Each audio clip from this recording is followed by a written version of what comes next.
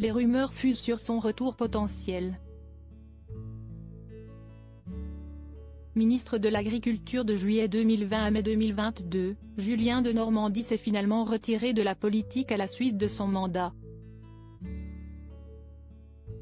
Pourtant son absence semble se faire ressentir dans les couloirs de l'Élysée d'après un portrait paru dans l'Opinion ce mardi 25 avril.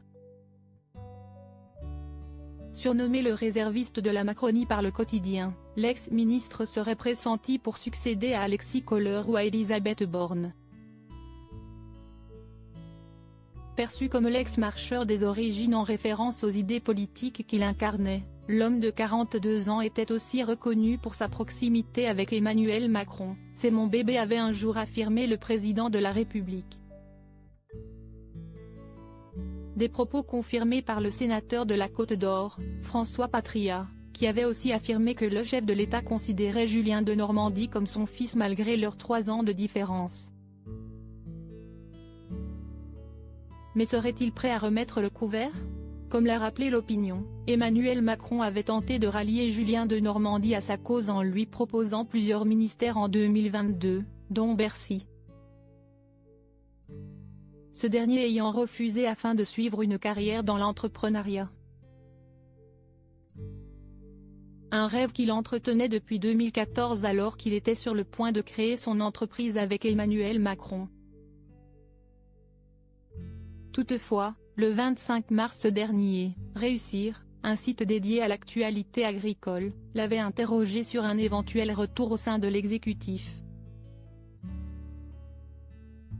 Une question à laquelle il avait répondu, joker, supérieur à Emmanuel Macron marqué par l'exercice du pouvoir, son évolution physique depuis 2017 qu'est devenu Julien Denormandie.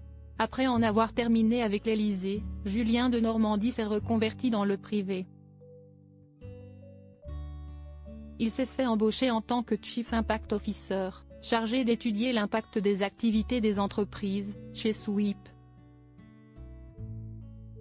Cette société émergente est spécialisée dans l'audit et le conseil des acteurs qui souhaitent suivre leurs émissions de CO2 et agir sur ces dernières. Sweep s'est fixé pour ambition de participer de manière concrète et mesurable à la transition des entreprises vers des modèles durables. L'arrivée de Julien Denormandie s'inscrit au cœur de cette ambition, avait indiqué, dans un communiqué datant de septembre 2022, la dirigeante et cofondatrice Rachel Delacour. Julien Denormandie a aussi rejoint Raise, un fonds d'investissement responsable ainsi que FlexiPro, une société de conseil. Mais ce n'est pas tout. Toujours animé par l'entrepreneuriat, l'ex-homme politique nourrirait également un projet de création de sa propre affaire. Article écrit en collaboration avec 6 médias. Crédit photo, Jeanne Accorsini pour Best Image.